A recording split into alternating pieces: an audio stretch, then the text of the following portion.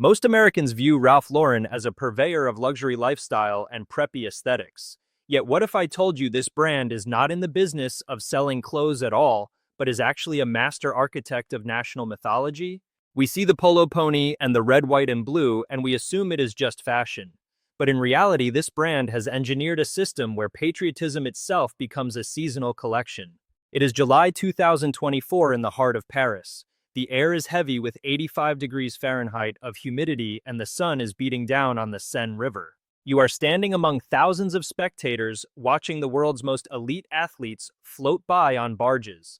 The American team appears and they are draped in navy blue wool blazers and tailored denim. To the casual observer, this is a moment of pride. To the strategic mind, this is a 10-mile-long runway where the product being sold is the very soul of the United States. Why would a company spend millions of dollars to clothe athletes who will mostly be seen on screen for less than 30 seconds? Is this a genuine tribute to the spirit of the Olympic Games, or is it a cold and calculated play to hijack the most powerful emotion known to man, which is national pride?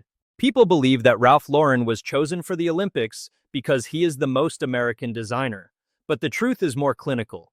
He was chosen because he understood that in the modern era, a brand must move the needle by becoming a part of the infrastructure of our identity. Think about it. When you see those blazers, you are not thinking about the thread count or the stitching. You are thinking about the American dream. This is not a clothing company.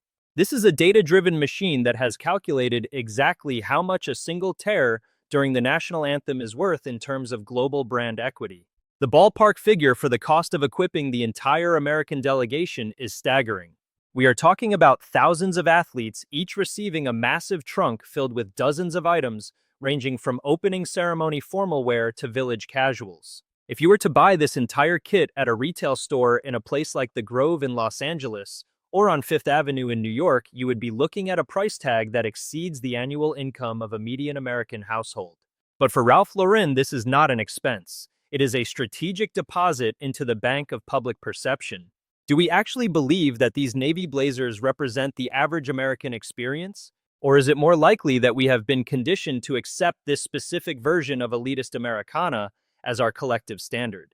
Most people in the United States spend their Saturdays in a Walmart parking lot or a Starbucks drive-thru wearing mass-market polyester. Yet for 2 weeks every 2 years, we all collectively pretend that we are part of a country club in the Hamptons. This is the grand subversion. Ralph Lauren has not just sold us a shirt. He has sold us a seat at a table that most of us will never even see. The cold reality is that the partnership between the United States Olympic Committee and Ralph Lauren, which began in 2008, was a response to a crisis of identity. Before this, the team wore a variety of brands that felt disjointed and lacked a coherent narrative. The brand stepped in not to provide clothes, but to provide a script. They realized that the Olympics are the only time when the entire world is forced to look at America through a single lens. By securing this position, they effectively became the official costume designers for the American superpower. Is this partnership a selfless act of corporate citizenship? Or is it a sophisticated method of data collection and market testing on a global scale? Every time an athlete posts a selfie from the Olympic Village wearing that iconic pony, they are providing free labor for a marketing machine that generates billions of dollars in revenue. The ROI on a single viral photo of an Olympic swimmer in a Ralph Lauren hoodie is higher than any traditional billboard in Times Square. We must look at the hard reality of the numbers. In the quarters following an Olympic cycle, Ralph Lauren often sees a significant bump in global sales, especially in regions like Asia and Europe, where the American aesthetic is still viewed as a pinnacle of status. This is not a coincidence. It is the result of a system that treats the Olympic Stadium like a giant laboratory. They are testing which colors move the needle and which silhouettes drive engagement in real time. Consider the logistical nightmare of tailoring uniforms for athletes who range from 90-pound gymnasts to 300-pound shot putters. This requires a level of precision and supply chain management that rivals the military. Yet they do it with a smile because they know that the bottom line is not about the clothes they give away. It is about the billions of people who will see that logo and associate it with the pinnacle of human achievement. Is this the pinnacle of American craftsmanship? Or is it a clever illusion maintained by a global supply chain that is far less American than the labels suggest? We are told a story of heritage and tradition, but the strategic mastermind knows that tradition is just another word for an established market share. As we watch the athletes march by, we are not witnessing a sporting event.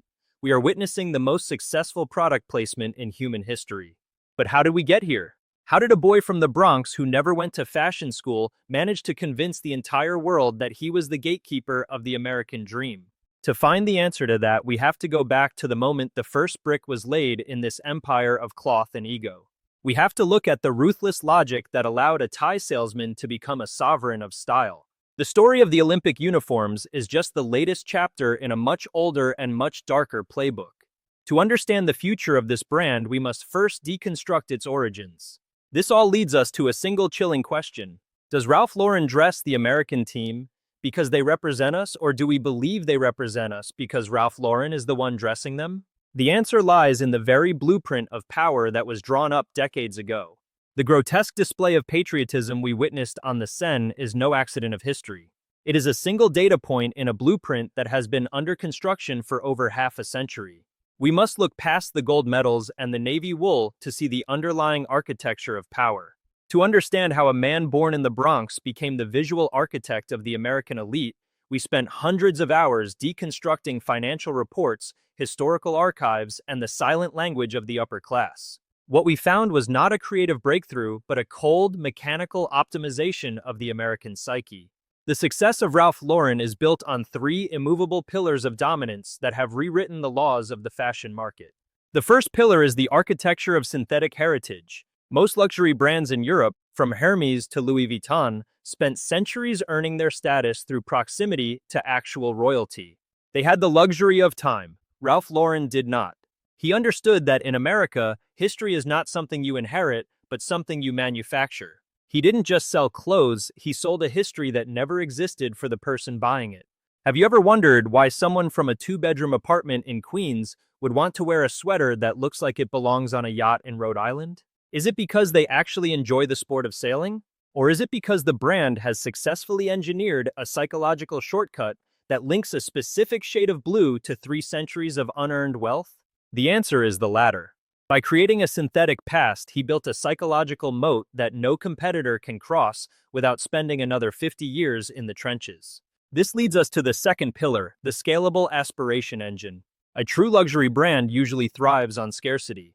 If everyone has it, it is no longer luxury. However, Ralph Lauren defied this economic gravity. He created a system where the brand could be both elite and mass market at the same time. This is the ultimate business paradox. At the top of the pyramid, you have purple label suits that cost $5,000. At the bottom, you have the classic polo shirt that can be found at a suburban mall for $85. Think of it like the Starbucks of the fashion world. You can find one on every corner, but the brand still manages to convince you that your $5 latte is a sophisticated experience. Does the existence of millions of polo shirts devalue the brand, or does it serve as a gateway drug into the wider ecosystem? Most people believe that mass production kills prestige, but in this case, the mass production is the fuel for the prestige. Every $85 shirt sold in a Kansas shopping mall is a strategic subsidy for the 5,000 Dalrio suits seen on the red carpet. It is a vertical integration of the American dream itself, where the entry price is just high enough to feel like an achievement, but low enough to keep the cash registers ringing 24 hours a day. The third pillar is the institutional monolith. This is where the Olympic partnership comes into play. Ralph Lauren realized early on that to be truly dominant, he needed to move the needle from being a choice to being a default. He didn't just want to be a brand you liked, he wanted to be the brand you were forced to see as the definition of America. By securing the contract for the United States Olympic team in 2008, he effectively nationalized his brand. When you look at the American delegation, you are seeing the culmination of a 20-year lobbying effort to equate a corporate logo with a national flag. The scale of this influence is hard to wrap your head around.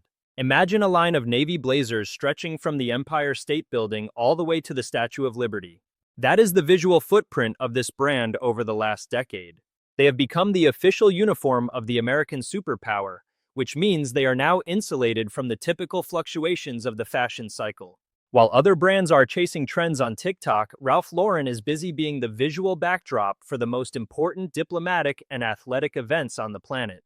Is this level of control the result of creative genius? Or is it the result of a ruthless capital fortress that has bought its way into the very heart of the American identity? We often mistake ubiquity for quality. We see the polo pony everywhere and we assume it belongs there. But the strategic mastermind knows that belonging is a commodity that can be purchased if you have enough skin in the game. Ralph Lauren has invested billions of dollars to ensure that whenever an American thinks of success, they think of a specific, preppy, East Coast aesthetic that he personally invented. The hard reality is that the Ralph Lauren Corporation is a machine designed for one thing: the capture of aspiration. They have calculated the exact distance between who you are and who you want to be, and they have filled that gap with a navy blue blazer. Their revenue, which fluctuates around $6 billion annually, is not a measurement of fashion trends. It is a measurement of how many people are willing to pay a premium to feel like they belong to a class they were not born into. As we look at the blueprints of this empire, we see that every move was calculated. The decision to use navy blue was not about aesthetics, it was about authority. The decision to use denim in the Olympic uniforms was not about comfort, it was about a calculated nod to the working class while maintaining an elite silhouette. This is the bottom line: Ralph Lauren does not follow the market, he manufactures the market. But how did this mechanical precision begin? To understand the true nature of this beast, we must go back to the beginning. Was it always this calculated, or did the system evolve from something more primal and desperate? We must look at the ruthless genesis of a man who changed his name and his life to fit a vision that he sold to the rest of us. The foundation of this multi-billion-dollar fortress was laid in a time of scarcity and social friction. It is time to look at the cold, hard origins of the American dream. The blueprint we see today was not drawn in a corner office on Madison Avenue. It was sketched in the cramped quarters of a Bronx apartment and a small drawer in the Empire State Building. To understand the ruthless genesis of this empire, we must strip away the gold leaf and look at the raw ambition of a man named Ralph Lifshitz. People love the story of a self-made man because it makes them feel that anything is possible. But for the strategic mastermind, this is not a story of possibility. Is it a story of a predatory understanding of human insecurity? We must ask ourselves a difficult question. Was Ralph Lauren designing clothes for the person he was, or for the person he desperately wanted to be? And more importantly, does it matter if the dream is real as long as the revenue is? In the late 1960s, the American fashion landscape was a wasteland of inefficiency and identity crisis. You had the European houses like Chanel and Dior, which felt like ancient relics to the average American. And you had the mass-market giants that produced shapeless suits that made every man look like a cog in a gray machine. Ralph Lauren did not see this as a problem to be solved with beauty. He saw it as a market gap to be exploited with psychology. He understood that the American consumer was hungry for a history they did not have and a status they had not yet earned. This was the landscape of scarcity that provided the perfect soil for his vision to take root. Why did a young man who had never attended fashion school decide to start a tie business? Was it a deep love for silk, or was it a realization that the tie is the most visible symbol of status in the corporate hierarchy? In 1967, he took a handful of wide, colorful ties and tried to sell them to the giants of retail. At the time, the trend was skinny and conservative. Ralph went wide and flamboyant. This was not a creative choice, it was a strategic disruption. He was betting that the American male was tired of being a nameless worker and was ready to pay for the illusion of being an aristocrat. The first real test of this ruthless DNA came when Bloomingdale's offered him a massive order. They loved the ties, but they had two conditions. First, they wanted the ties to be narrower to fit current trends. Second, they wanted to replace the Ralph Lauren label with their own house brand. Most young entrepreneurs would have taken the money and the prestige of being in the most famous store in New York. But Ralph Lauren understood the principle of the brand moat. He knew that if he gave up his name, he was just a supplier. If he kept his name, he was a sovereign. He walked away from the deal without a second thought. Is this an example of artistic integrity, or is it the first manifestation of a cold and calculated long game? The bottom line is that by saying no, he ensured that his name would eventually become more valuable than the store that tried to buy him. A year later, Bloomingdale's came back and they agreed to his terms. He had moved the needle before he even had a factory. Think about the logistics of his early days. He was working out of a single drawer in a showroom in the Empire State Building. He was carrying boxes of ties across town in the back of his station wagon. If you measured the distance he traveled in those early years, it would be thousands of miles of pavement and rejection. But every mile was a data point. He was learning that people do not buy a product. They buy a version of themselves that is 10 pounds lighter and $5,000 richer. He was not just selling a necktie, he was selling a ticket to a class that was previously closed to people like him. This brings us back to the modern echo of the Olympic uniforms. The DNA of that 1967 tie is present in every stitch of the 2024 Olympic blazer. The tie was designed to make a man feel like a king in a boardroom. The blazer is designed to make an entire nation feel like the winner of a global competition. The mechanism is identical. It is the monetization of longing. When you see a young athlete in Paris wearing that blazer, you are seeing the direct descendant of a tie sold out of a station wagon 57 years ago. The scale has changed, but the logic remains as cold and sharp as a razor. His early strategy was like a deli in Manhattan. You are not just selling a sandwich, you are selling speed and flavor and the feeling of being in the center of the world. Ralph Lauren took that same New York energy and wrapped it in a British accent. He created a hybrid identity that felt both familiar and unattainable. He realized that the American public was a captive audience for a specific kind of theater. He wasn't just a designer, he was a casting director who provided the costumes for a play called The American Dream. By the early 1970s, he had expanded from ties into a full line of menswear. He named the line Polo. Why Polo? He didn't play the sport. His customers didn't play the sport. He chose it because it sounded like money. It sounded like grass that was watered every day and horses that cost more than a house.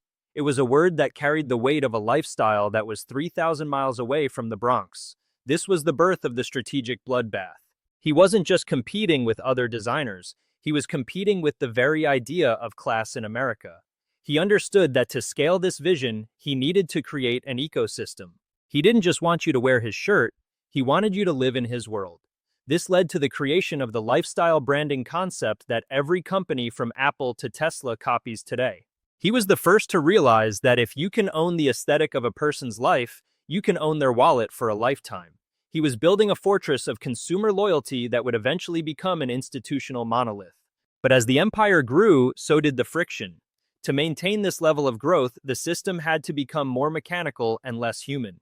The ruthless logic that allowed him to walk away from Bloomingdale's would eventually lead to a global supply chain that is as efficient as it is controversial. The seeds of the future were sown in that small drawer in the Empire State Building. Those seeds were about to grow into a machine that would eventually swallow the entire world of retail. Does this mean the brand is a lie, or is it simply the most successful piece of performance art in history? The strategic mastermind knows that in business, the line between a lie and a brand is simply a matter of market share. Ralph Lauren didn't just change his name from Lifshitz to Lauren. He changed the name of the American Dream to fit his own logo. The genesis was not about beauty, it was about the cold and calculated use of aspiration as a weapon for market dominance. He saw the cracks in the social fabric of America, and he filled them with navy blue wool. He saw the desire of a middle class that wanted to look like an upper class, and he provided the uniform. Now that the weapon is forged, we must see how it was deployed in the real world. We must look at the algorithm of domination that turned a lifestyle brand into a global utility. The machine is now perfect. It is time to see how it operates in the shadows. Those small choices from the past have now manifested into a colossal entity of steel and fiber optics. The seed that was planted in a station wagon in New York has grown into a global nervous system that monitors your desires before you even feel them. We often talk about fashion as an art form, but in the halls of the Ralph Lauren Corporation, it is treated as a high-stakes engineering problem. To understand how this machine operates, we must look at the mechanics of power hidden within their supply chain. Imagine a massive fulfillment center in North Carolina that covers over 1 million square feet. Inside, the air is thick with the hum of thousands of automated sorters and the rhythmic clicking of conveyor belts that stretch for miles. This is not a warehouse. It is a physical manifestation of a mathematical equation designed to achieve zero marginal cost in the distribution of status. When you click a button on your smartphone in a coffee shop in Seattle, you are triggering a sequence of events that was calculated months in advance. The system didn't just wait for your order, it predicted your intent based on 3 decades of purchasing data and localized weather patterns. This level of precision is what allows the brand to maintain its grip on the American psyche. Is it a coincidence that a specific shade of navy blue becomes available exactly when the national mood shifts towards stability? Or is it the result of a data-driven engine that treats consumer sentiment like a commodity to be harvested? The strategic mastermind knows that in the modern era, the best way to control a market is to become its infrastructure. Ralph Lauren has moved the needle by integrating every aspect of the consumer experience into a single, closed loop. They own the design, they own the manufacturing relationships, and most importantly, they own the digital gateway through which the American dream is accessed. The imperial scale of this operation is almost impossible to visualize without a ballpark figure. Every single day, the company processes enough fabric to cover the entire surface of Central Park several times over. Their logistics network moves millions of pounds of cargo across the Atlantic and Pacific Oceans every month, coordinated by algorithms that account for everything from fuel prices to the minute fluctuations in port traffic. If you were to lay out every polo shirt produced in a single year end to end, they would stretch for thousands of miles, reaching from the tip of Florida all the way to the border of Canada and back again. This is the sheer physical mass that a competitor would have to displace to even begin to challenge their dominance. But what is the cost of this optimization? As the system becomes more perfect, it inevitably becomes more ruthless. To maintain a global lead, the algorithm demands total efficiency. This means that the human element, once the heart of the craft, is being systematically dismantled and replaced by cold logic.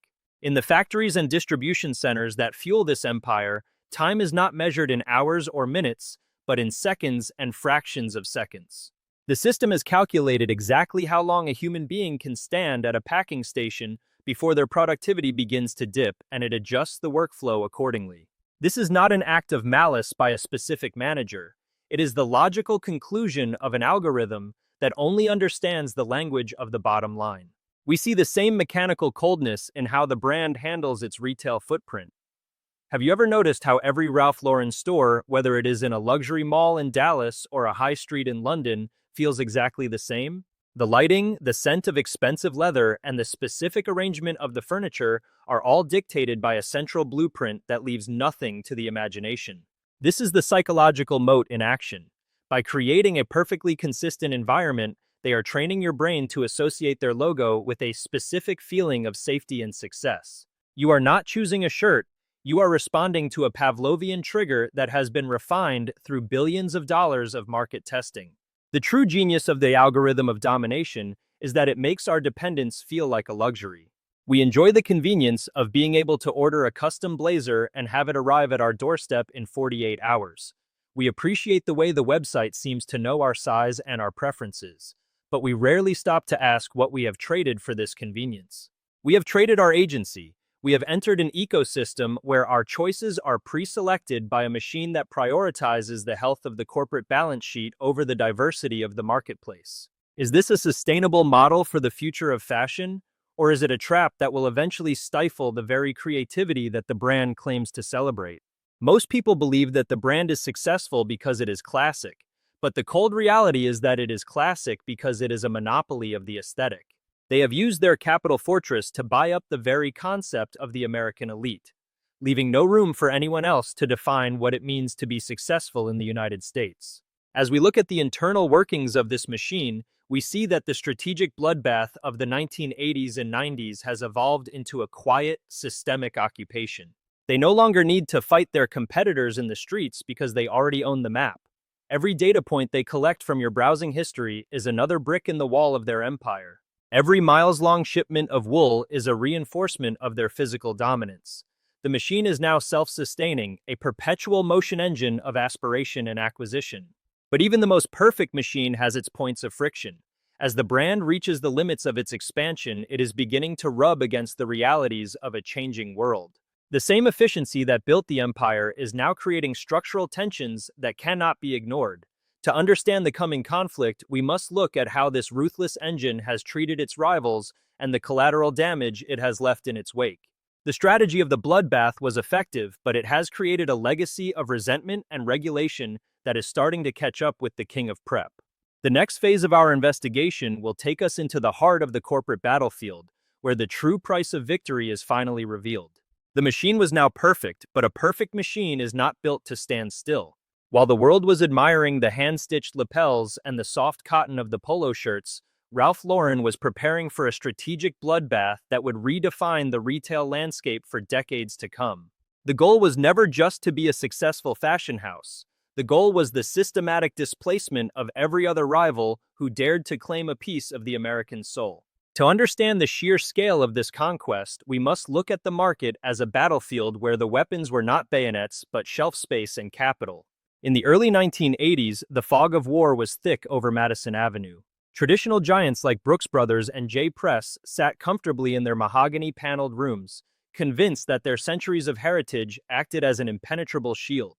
They viewed Ralph Lauren as an upstart, a boy from the Bronx playing dress-up in their world. They were still looking at an old map of social class and lineage. Meanwhile, Ralph Lauren was looking at a satellite map of consumer desire. He realized that heritage is not a shield, it is a weapon. And in his hands, it was about to become a bludgeon. Was this a fair fight among peers, or was it a systematic liquidation of any alternative vision of the American dream? Most people believe that Ralph Lauren grew because the market expanded, but the hard reality is that he grew by cannibalizing his competitors. He didn't just want to be one of the choices on the rack, he wanted to be the rack itself. This leads us to the first masterstroke of his campaign, the invention of the shop-in-shop concept. Before Ralph Lauren, department stores like Bloomingdale's or Neiman Marcus were organized by product category. All shirts were together, all pants were together. Ralph Lauren realized that this diluted his power. He demanded that the stores give him his own dedicated space, complete with his own wood paneling, his own brass fixtures, and his own specific lighting. He was essentially building a fortress within his partner's walls. This move changed the needle for the entire industry. It forced the consumer to enter his world entirely, cutting off the visual oxygen for any rival brand standing 5 feet away. If you wanted to compete with Ralph, you now had to build your own fortress.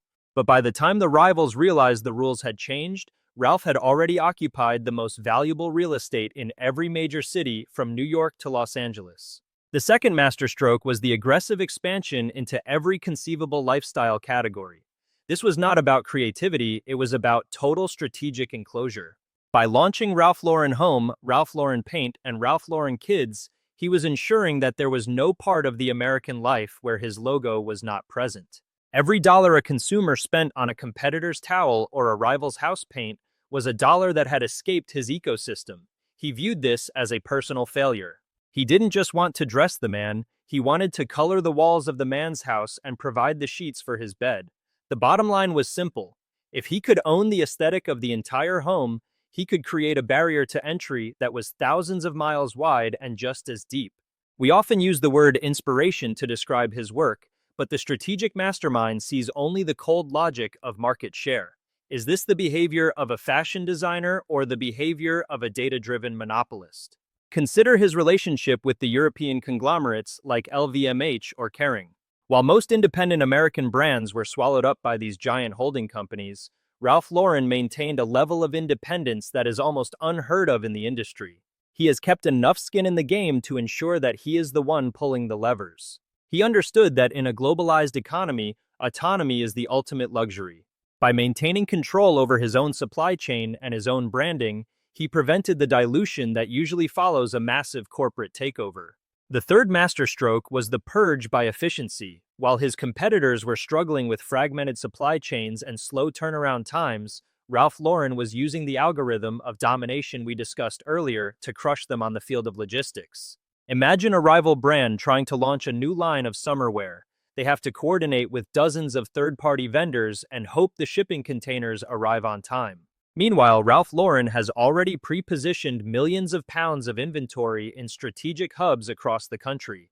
When a competitor moves a shirt 10,000 miles from a factory to a warehouse, Ralph Lauren's system has already placed the product 5 miles away from the customer. This isn't just a business advantage, it is an execution of industrial warfare. The efficiency gap became so wide that many traditional brands simply could not breathe. They were forced to lower their prices, which destroyed their prestige, or keep their prices high and watch their market share evaporate. Ralph Lauren watched this happen with the cold detachment of a grandmaster watching a chess match. He wasn't interested in a level playing field, he was interested in owning the field itself. The aftermath of this bloodbath is visible in every mall in America, where there once were dozens of diverse clothing brands offering different visions of style. There is now a monolithic presence of the polo pony. The competition has been reduced to a few survivors who operate in the margins or have been forced to mimic the Ralph Lauren blueprint just to stay relevant. The market is no longer a place of discovery, it is a landscape of established territories where Ralph Lauren holds the high ground.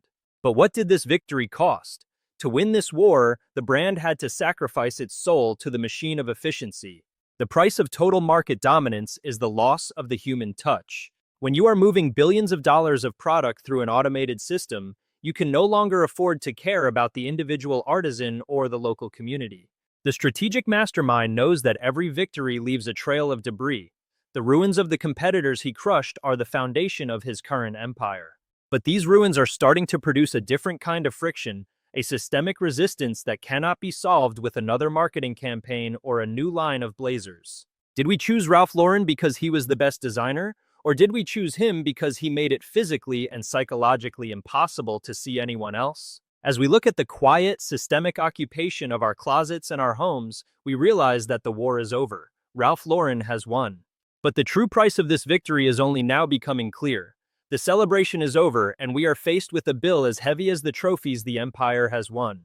It is time to look at the cracks in the perfection. It is time to look at the structural friction that this massive victory has created in our society. We must begin with the most visible crack in the perfection, which occurred during the lead-up to the 2012 Olympic Games in London. For decades, Ralph Lauren had been selling a version of America that was rooted in domestic craftsmanship and heritage. But when the uniforms for the American delegation were unveiled, a shocking detail was revealed on the inner labels. The clothes were made in China. The public outcry was immediate and fierce. Politicians on both sides of the aisle lined up to condemn the brand for its lack of patriotism. Was this a genuine mistake of judgment by the leadership, or was it the inevitable conclusion of a system that is programmed to seek the lowest possible marginal cost? The answer is the latter. The algorithm that manages the Ralph Lauren supply chain does not have a module for patriotism. It only has a module for optimization. It saw that manufacturing thousands of blazers in China would save the company a specific amount of dollars per unit, and it made the logical choice. The friction occurred because the brand had sold us a story of American heritage while operating on a globalized ledger that had long ago abandoned national borders. This is the first great contradiction of the empire. You cannot sell the American dream while simultaneously outsourcing the American labor that supposedly built that dream. The brand eventually moved production back to the United States for future Olympics, but the friction remains. It serves as a permanent reminder that the navy blue blazer is a product of a global machine, not a local workshop. This leads us to the second area of systemic friction, which is the environmental debt of the empire. To maintain a revenue stream of $6 billion, a clothing company must produce an astronomical amount of waste. We are talking about millions of pounds of cotton and wool that are harvested, dyed, and shipped across thousands of miles. In the high-stakes world of luxury fashion, exclusivity is maintained through the destruction of excess.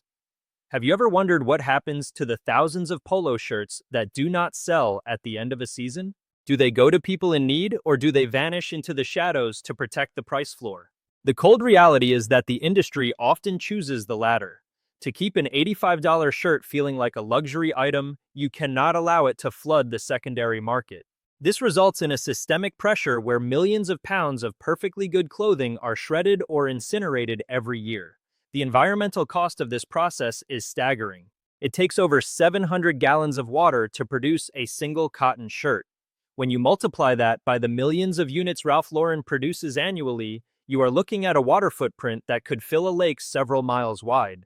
The brand has made public commitments to sustainability, promising to reduce its carbon footprint and use more recycled materials.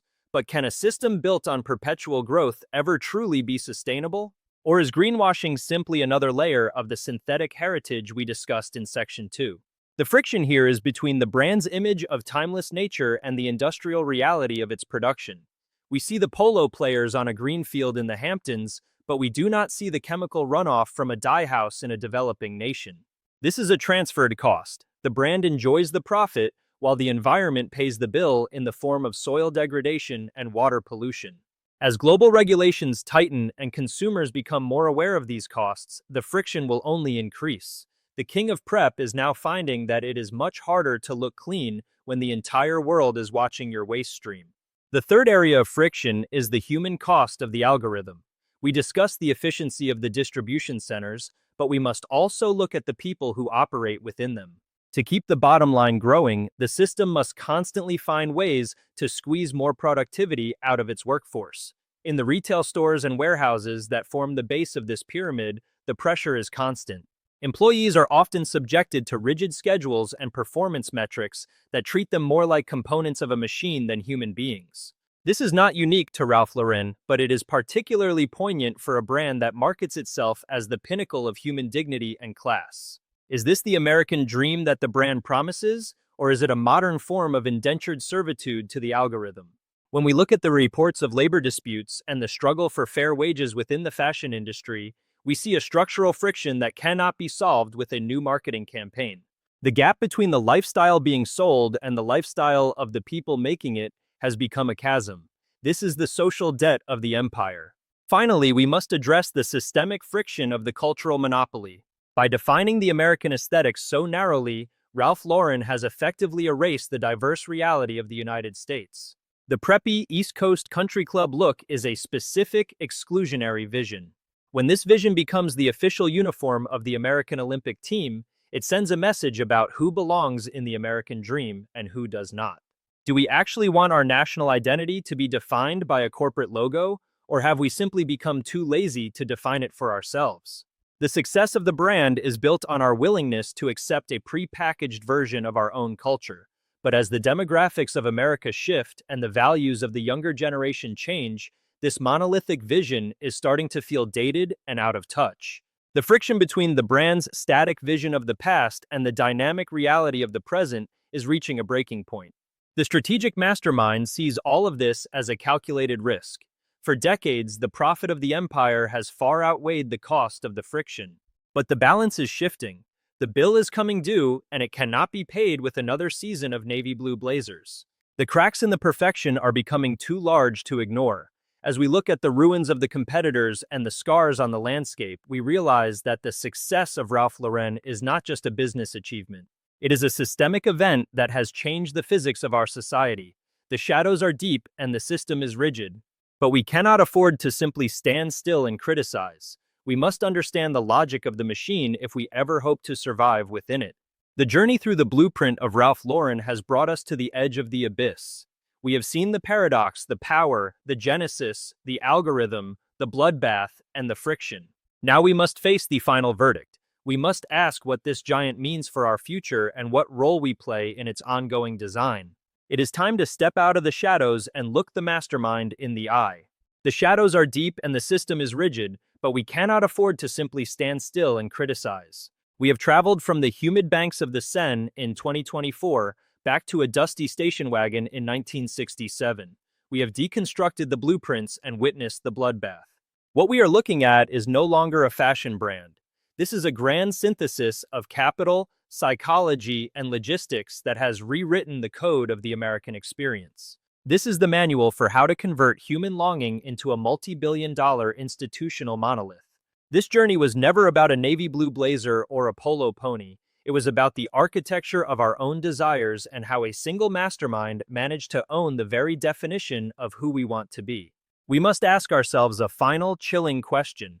Is Ralph Lauren a story of a man who achieved the American dream, or is it a story of a man who captured the American dream and put it behind a paywall? Most people want to believe in the meritocracy of the logo. They want to believe that if they wear the shirt, they are closer to the victory. But the strategic mastermind knows that the logo is not a reward for your success. It is a tax on your aspiration. The bottom line is that Ralph Lauren does not serve the American elite. He manufactured them. He created a class that exists only in his catalogs and then convinced the rest of us that we were failing if we did not join it. To survive in the world that this brand has built, we must understand the 3 lessons of the master's playbook. The first lesson is the law of invisible chains. In the modern economy, products are fleeting, but systems are eternal. Ralph Lauren did not just design a polo shirt. He designed a system where that shirt is the entry ticket to a social club that spans 10,000 miles and every level of the corporate hierarchy.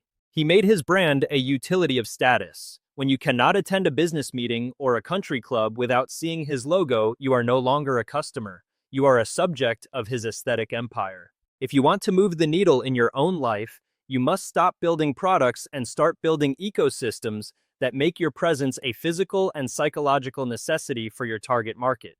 The second lesson is the principle of manufactured heritage.